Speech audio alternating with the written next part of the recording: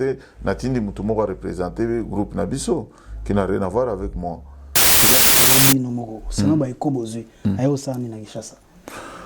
a validé l'inspection générale à Makambasala au Congo et puis mettre un peu d'ordre.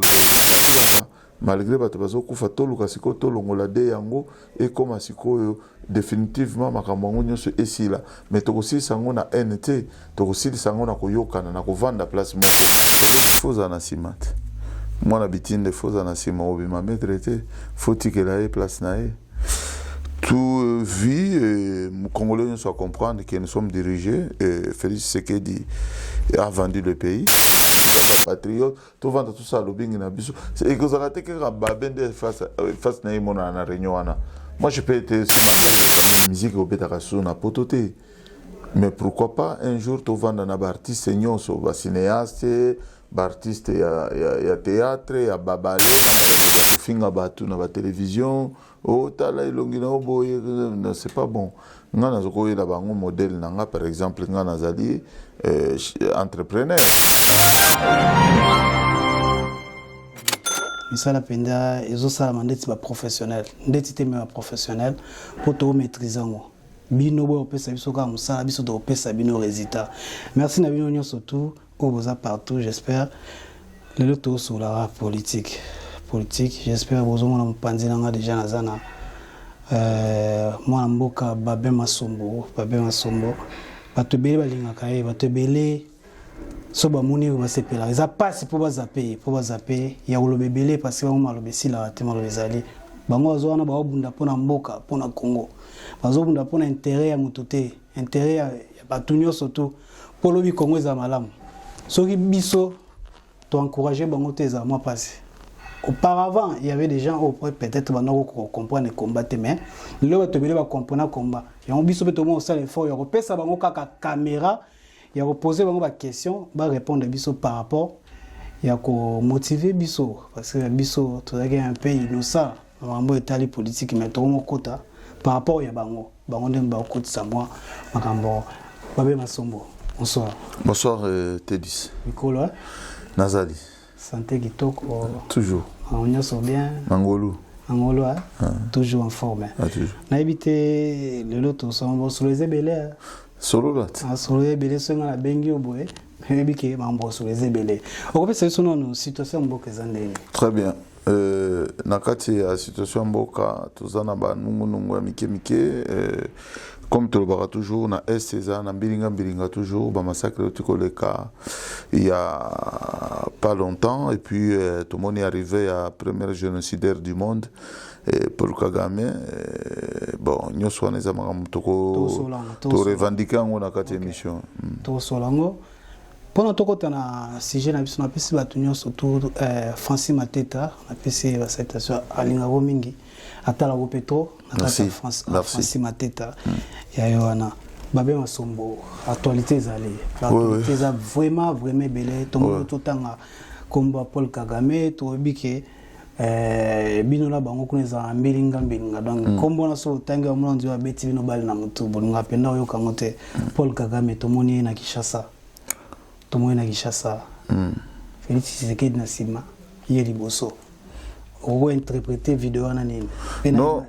na vidéo wana na photo wana o interpréter non le maître du jeu il est arrivé chez son élève ce qui maître aye élève faux anasimat moi la bitine de faux anasima obi ma maître était faut-il que la place nae tout vie congolais soit comprendre que nous sommes dirigés et Félix Tshisekedi a vendu le pays mais qu'est-ce que vous voulez que je dise Tolobaka yango de départ mais batubandima ngote mais un petit pays qu'on peut l'écraser à tout moment dans 30 ou 40 minutes mais comme nous avons devant nous les gens faibles mais qu'est-ce que vous voulez que moi je parle et la réalité à l'élo à Congo Nazana minga rolobate c'est triste mais tous alliés on a récupérer le pouvoir en un jour. Bino boye baka makambo avant par rapport à biso parce que bino boza penda boza ba spion na bino kuna kati. Arrivé à Paul Kagame c'est loyo. C'est lo bino moko. C'est no ba ekobozui ayo sani na Kinshasa. Bah, il faut valider d'ailleurs, il faut valider inspection générale à Makambasala au Congo et puis mettre un peu d'ordre parmi les biloko oyo azoko contrôler, il fallait qu'il y ait mokoya na Congo. Comme quoi azoko contrôler. Mais il y a des choses que là au juste il y a dans quelques années, dans 2 ans peut-être il y aura des élections et on va contacter ba politique ya Congo, ba tout OUA dirigeaka, ba officier de renseignement comme officier militaire, oyo bazalaka na contact naye, ba kutana naye de face à face, ba ko diriger makambo na bango selon l'occupation. Tout en ezanakati, mais le problème c'est que les Congolais toujours debout. Tout le baki déjà que makambo négocier mbali sous-souté, ben tokotalaka na 2023 ndenge koleka nungu na ba élection ana kozala yango nazo senga toujours na peuple tozala ini quoi. Donc makambo ze belé tokosolola avec le temps tomeka ko ça espionnage ya makambo nyonso renseignement ya makambo nyonso oyo ya kosala na Congo. C'est très tôt to pesa bino ba réponse nyonso na bala moko. Mosusu eze portaka pona Paul Kagame. Oh lelo alinga tonga cité moko na Goma. Alinga tonga pona ba sinistre ya Goma, je sais pas. L'intérêt na ezani na kati ya tonga cité wana. Non, l'intérêt est zate parce que yé intérêt na ezala qui que a se camoufler abana ko tonga déjà ba résidence ya ba expatrié na ye batu na ye ou ba s'infiltrer déjà na Congo.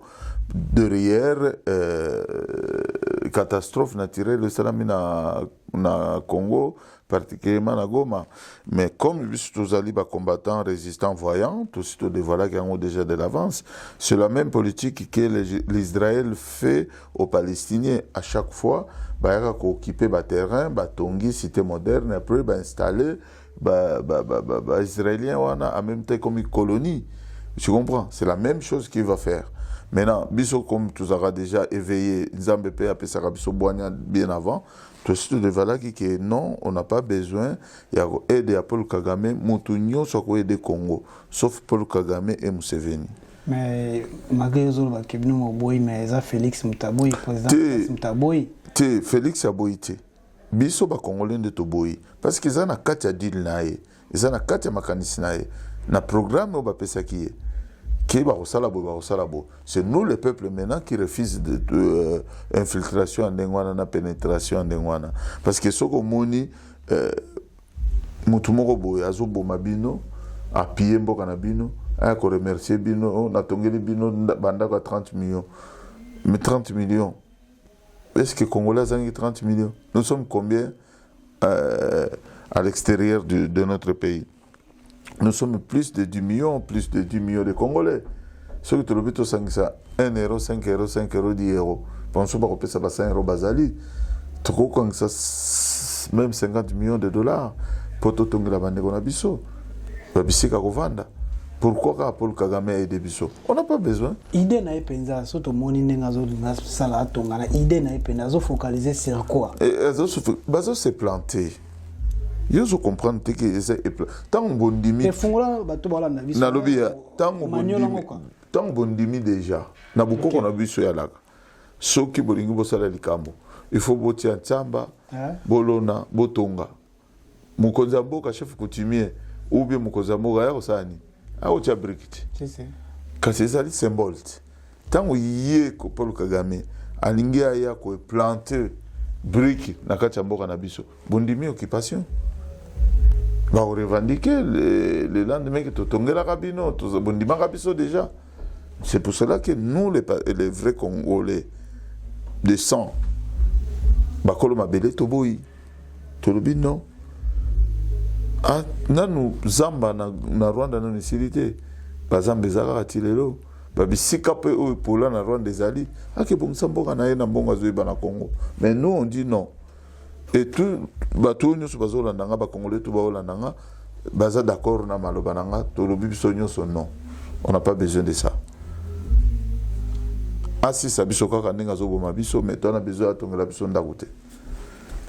Tomoni pe na éviter so to na Museveni pe apparemment on dirait zo ko tsa ba troupe na e ya ba soldats na talongo lelo qui va qui nous diriger côté ya Goma na vite sur talongo. Non, na côté non, bazako renforcer ba troupe na bango zana kati par rapport à ndenge disposition ya ba congolais ndenge toujours bongama de l'extérieur comme à l'intérieur parce que balkanisation na Congo tika na usala jamais. Wana ndefo oublie. Au moins tant bato balobaka ke au Congo ko za divisé. Le Congo ne sera jamais divisé. Oublie. Même la génération na biso tokokite me abana na biso ba kolonga. Parce qu'ils sont formés maintenant. Mon fils, il a 4 ans, man. Il sait qu'au Congo, on tue les Congolais. Il a 4 ans. Et quand tu lui demandes qui tue les Congolais, il va dire c'est les Rwandais et les Ougandais. Donc cela veut dire,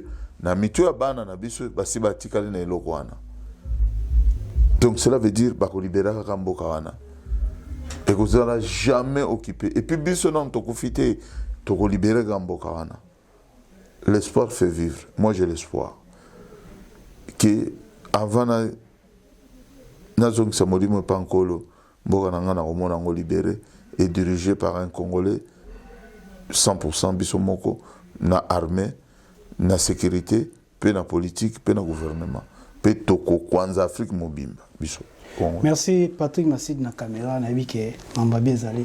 Mais nangina tuna toka mingi ba politisation. Il y a CENI. Vous avez une explication de politisation à CENI.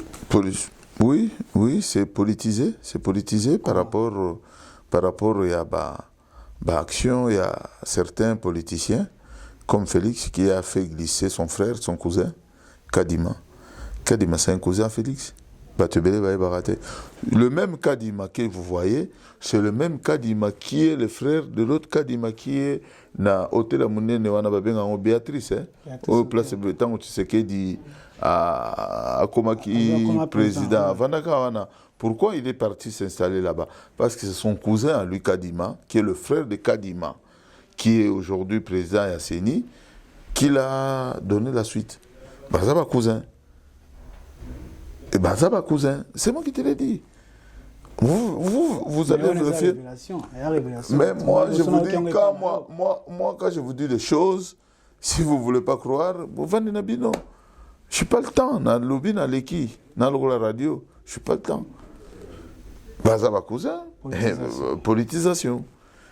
On l'a glissé vers l'église kimbanguiste, mais c'est quelqu'un qui est connu dans les milieux des kimbanguistes. Mais n'est pas vraiment adhérent 100% des kimbanguistes. Il est connu. Batunyo sou baebiye. Bakangani baebiye, batutu baebiye.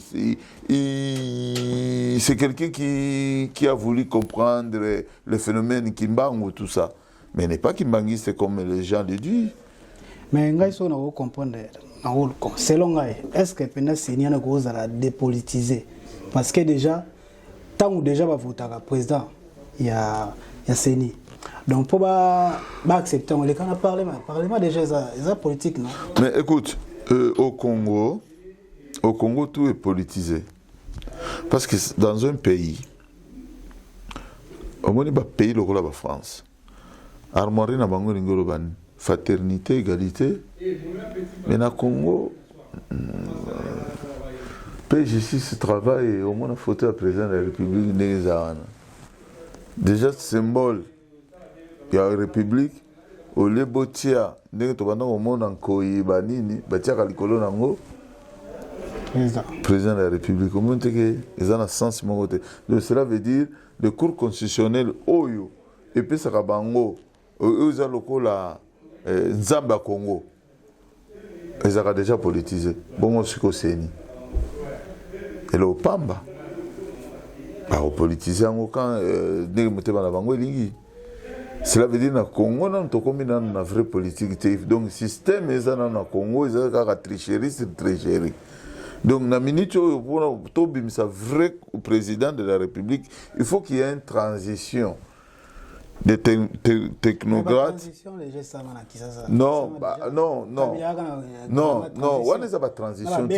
Non, on n'est pas transition. On est un groupe armé qui voulait s'enrichir au nom de la transition. La transition, c'est quand il y a un pays, dans un pays comme la nôtre, il y a un système, tu basculer système moana, tu évacuer en haut, de créer un gouvernement de transition de technocrates et bureaucrates. Ça dit transition à Bango pendant 5 ans. Ça dit réforme. Ces gens-là, ils ne peuvent pas se représenter. Depuis chef de l'État jusqu'au chef de localité. Ils ne peuvent pas se présenter. Ce sont des gens qui vont gérer que la transition. Pour tout le un système à Sika, ça dit constitution à Sika, ça dit Bamambalo à Sika, Bamamnyo à Sika, Bangonde Bamemi transition pour ma ponami à Moutou à Sika, Aya, continuité Nango et Zala. C'est ça qu'on appelle la transition. Mais il y a une transition, le groupe armé, Moko Kangi, côté Moko Kangi, on a une transition, on a Mouibi. On est à Mouibi. Mais c'est comme ça dans la vie. Hein? C'est des hommes forts. Il y avait des hommes forts qui étaient là. Mbemba Bazana Mandouki, Kabila Zana Mandouki, je ne sais pas qui. Azarias Roubero, Zaïd Ngoma, Bazaki ba politicien, Bazaki na niveau Azado, Babiloko droit de l'homme, Babana Koyo Kamamakasi, de Babiloko na Nyon, c'est ça la force moko boy, cette transition moko sans espoir. Moi j'appelle des transitions sans espoir, sans issue. Donc on a la merde. Et on a basalaki. Actualité surtout na Ambongo, Monseigneur Ambongo, na président Tshisekedi, président Sénat, président Parlement, na chargé de sécurité na bossa nkombo na. Comment na bango ko sangana na habité so chargé de sécurité na. Il y a Félix. Comment il s'appelle conseiller de service, oui, conseiller spécial. Ah d'accord, je vois la personne que comment il s'appelle encore, François Béa. François Béa. Voilà, donc oui. On a ensemble, non, ils ont juste bazo koluka comment il faut s'en sortir dans la merde créée. Parce qu'il y a une merde, hein, c'est pour cela nazoko senga na bino ba journaliste bon mais ko solo la bien bon mais personne message à paix et à paix ya kimia et na 2023 ba congolais ba meka osangana poto meka ko évacuer système ezaliana parce que ba nde ba sangana ki wana ba kende ko lobe la situation ya Congo ndenge ezali parce que ça va bavarder so nzamba lingi bisote so to lingi ko sambela nkolote kimia ko avant 2023 et aux à la désordre. Parce que dans le bac déjà dans l'émission, ma confrère n'a eu que Zambala que dans 2023, c'est la merde. Il y a un catholique. Mais il faut pas solo là. Les alliés, institution, moi, quand ils ont ça ma solo en boca. Catholique, session, soit musulman, catholique, tout ça, il faut pas s'en aller. Est-ce que décision parce que le président déjà a accepté président Séni? Non, le problème, c'est pas ça. C'est pas Séni. C'est pas Séni. Le problème, c'est nous, les Congolais, d'abord. Séni, c'est des individus.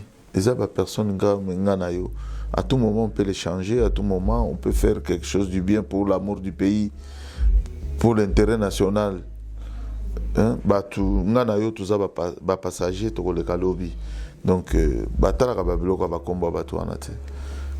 donc moi je préfère que ndenge ba concession religieux bazokutana na ba politiciens Congo mais ba meka retrouver solution pour na peuple congolais de souffrir parce que les gens souffrent énormément. Ah ouais, merci vraiment Benetou Loma na Paris, merci pour ces alliés. Avec tout na ebi que question na ebi que so na ngoma na chanteur ngano pour les méditer. Il y a une polémique, mais il faut qu'on ait tout. Mais on a ozongela, on a bombé, on a souka. Non, solo là. Tout le monde de Kolabiso, Willy Bakonga, où il a condamné 3 ans de prison. Les lois Azali Banda, état de droit. Magambo. Les lois Togolo, tu as raison, ou bien qu'on a le état de droit Azali Banda. À ce cas, 6 mois de prison. Oh, il y a un Ngambo à Brazzaville. Mama Letsa Mbongo akimi pena gratuité enseignement bomio mais les lois Azali Banda va te bela benga tout pesa ba combattre raison tout pesa ba belle raison tout pesa ba kecho raison Parce dans le bac en émission, on que c'est un système. Il y a état de droit, mais il n'y a pas état de droit au Congo. Bakanga bato po ba sambisi bango, bakoti bango soi-disant na boloko, mais batango bazaka na ordinateur, bazaka na téléphone, basolaka libanda, babimaka na ba minuit. À 6 mois après, bafungoli azongisi pe l'art. Nyonso wana ba un esprit à peuple. Na le barango tout le temps. C'est parce que les Congolais bazana na ba choix mususu, balingi ko yokela bisote. Mukolo bakosa la choix na bango vers nous, c'est là où les choses vont marcher. Parce que quand on dénonce, bazelaka bamona ki mona meso, les rêves congolais, alinga oyokate, il faut vivre. Il n'y a pas longtemps dans notre école il n'y a pas un état de droit au Congo. C'est un système. Il y a un camouflé, il y a un Congolais misouti, le Congolais baboma misouti, le dans le 21e siècle, dans 2021. Congolais bakosa gaiti lelo.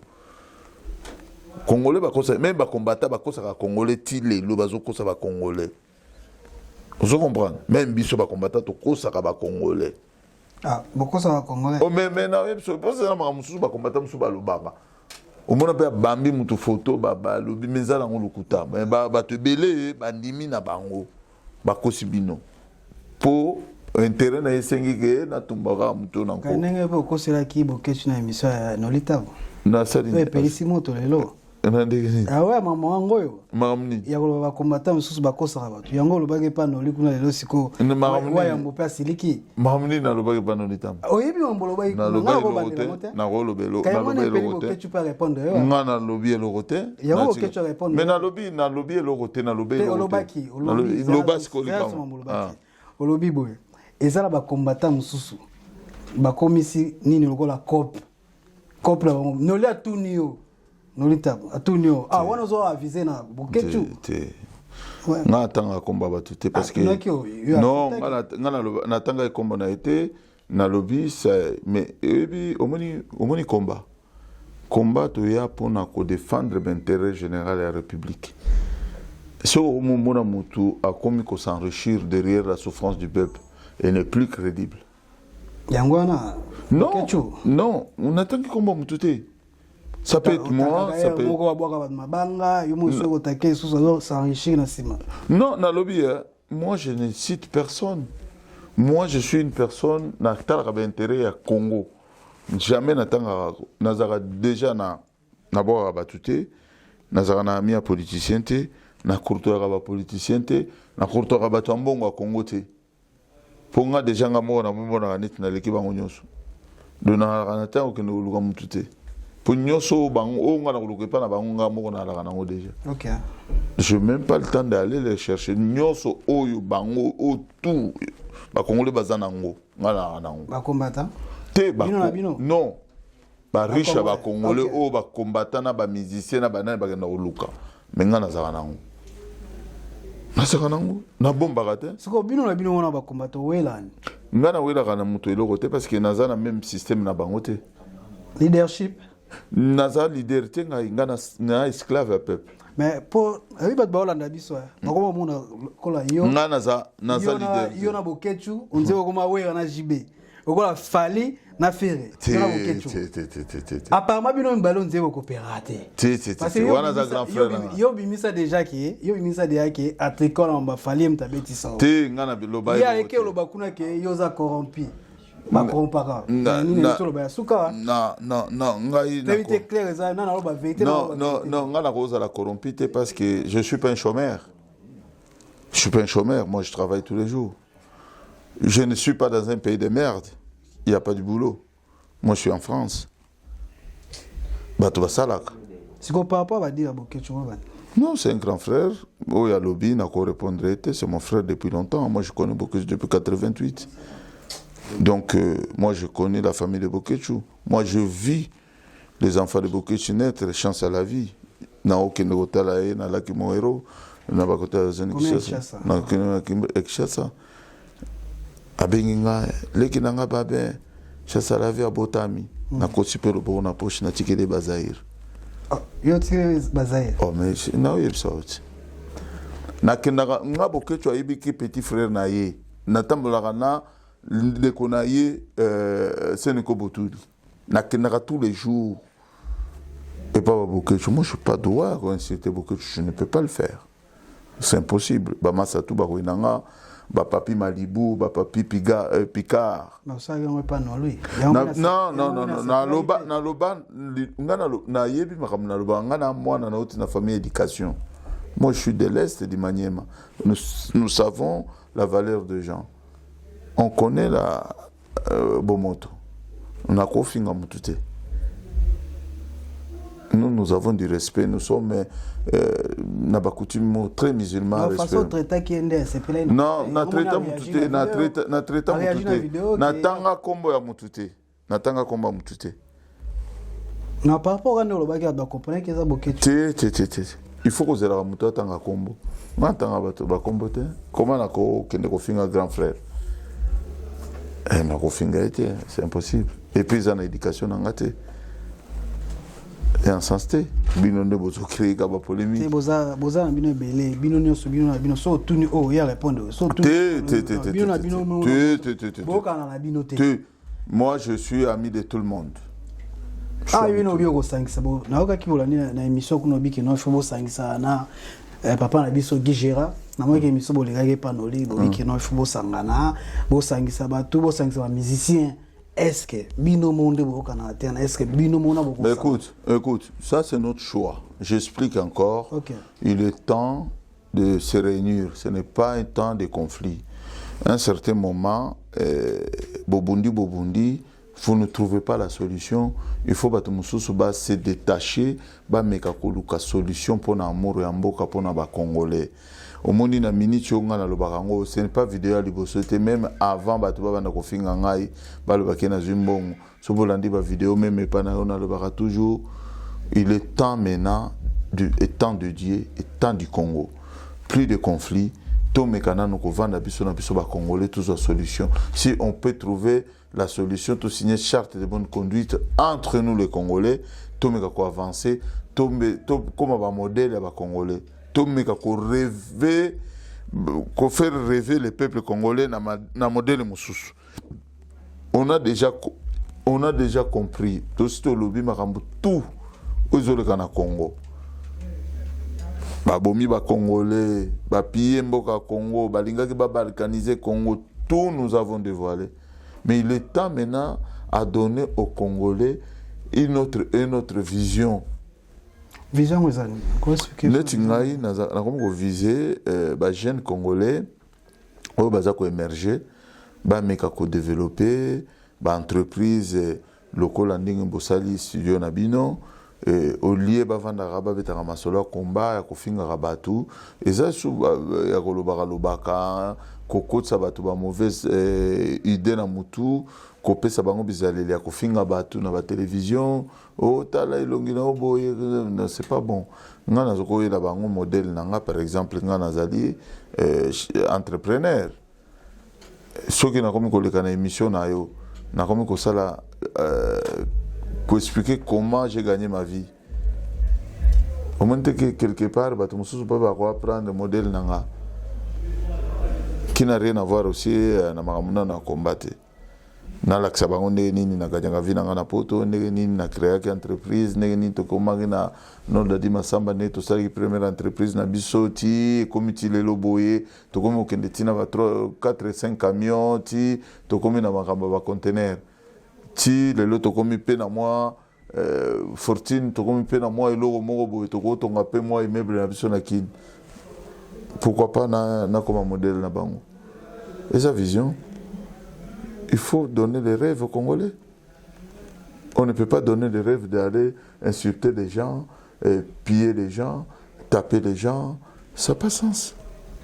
Ça n'a pas sens. À un certain moment DYP ermo silara malgré bato bazokufa toluka siko tolongola de yango et comme siko définitivement makambo nyonso esila mais tokosili sango na NT tokosili sango na koyokana na kovanda place moko Non, c'est pas comme ça. Les gens interprètent un peu mal. Okay. Je vais l'expliquer comment ça se passe. C'est une idée qui est venue comme ça au hasard. Discuter en non. Et il est temps quand même en 2023, Tomé a changé le système. Nous avons bloqué quand même la musique au Bétarassou na pototé. Mais pourquoi pas un jour tu vas dans un artiste un cinéaste, artiste il y a théâtre, il y a ballet, il musicien, tous les artistes. Basangana basala lobbying na bango baya to vanda place moko biso pe ba combattant ba résistant ba patriote to vanda tout ça lobbying na biso c'est que ça a été que ba bende face na imona na réunion wana. Moi je peux être aussi mandaté natindi mutu moko représenter groupe na biso qui n'a rien à voir avec moi. Tu comprends, l'association Isangani, politicien puis opposition, Sangani, tout ça les chartes de bonne conduite, tu vends, tu sololi, tu bimines le lobamo pour l'intérêt à Congo. Politicien opposition. Et opposition. FCC. PPRD. PPRD Zarana. Tu vas en opposition. Tu vas en opposition. Bon tu marches, tu marches na la muka. Tu Kabila Zaraki wana. Oh mais depth ne Zaraki wana. Tu es bien monté. Oh. Tu es bien monté. Ce qui Martin Fayla Sangani na FCC Zarasu. Donc FCC Zarana Félix, FCC comme na Martin Fayla donc bazana pouvoir de Martin Fayla a commis sikoyo monter à pouvoir. Parce que ngana yebi que FCC Sangana ndé na Félix. Ce que Martin Fayla Sangani na bango cela veut dire il pas comme monter à pouvoir donc opposition c'est que les combattants na ba résistant. Ko Sangana bango yo monya moté. Na monya moté. Oh. Bon tout ça la marche dernièrement. Ngana monya moté. Kabila Zalaki. Et politique kanamba Zalaki. Apparemment père dans la minorité marche banine dans mon. Bon Fayla Zalaki. Mais depth na bango. Papa to tika tango déjà parti à Fayulu. Na yebi makamwana parti à Fayulu na membre parti à Kabila ça il marche. Na sala résistant combattant na sala parti politique était. Je n'ai pas parti politique, tu n'as pas question de parti politique. Pour l'instant, non. Tu es pour vivre au Sangisa, pour vendre vos sols. Pour vivre en opposition, l'opposition, on est commis. Tu es opposé à Bazali, opposé à Poto. Il y a Poto à Kinte. Tu bois dans le bateau, tu as bien sabangon à Sim. Tu as trié pe na kati en opposition. C'est comme musique, pour la musique est aux ondes à quand. Musique est aux ondes à Sigote. Ah, musique est aux ondes à Théo, il faut vos sols. C'est comme musique est aux ondes à mais qu'au dialogue, ça ne veut pas dire que musique est aux ondes. Tous les solos, on a des artistes pour tout, mais qu'on maintenir cap en 2023, sur tout le basculer le système dans le Congo, puis surtout ensemble, peuple essoufflé mamouké. Mais ceux qui étaient pour la musique, ils ont gâté. Ils ont gâté. Ce n'est pas ce qu'on a mis, c'est pas ce qu'on a mis. Bangonyon se bazar à mis. Bangonyon se basait le lobbying na bango se présenter. Batindi ba délégation na bango. Basololi, to sololi, tout ça. Ba ena idée na bango biso peto na ba idée na biso. On a idée na yo, bien idée de paix à combattre à Londres et Allemagne. Moi je vous dis, je suis un grand plié na katia combat. Donc ceux qui na zolo babo, cela veut dire na sololi près na 70% à combat. Tika les gens qui parlent les kabarozonga baroya na moi. Ouais, zonga terre. Mais il y a azali na conviction na ya ebiti na pourquoi zolo ba qui to sololate. Biso tout yebi que musique ozonga te. Ce n'est pas le moment. Le moment n'est pas encore favorable. Mais Kosolola, entre nous les Congolais, pour tous les solutions Congo, est-ce qu'il y a un problème? Il y a un des faut pas finir la rango batu, bali bambo. Mais non. Petit commentaire à ma bé, il y a un Congo zo avancé pour nous tous autres cas les Karaza congolais.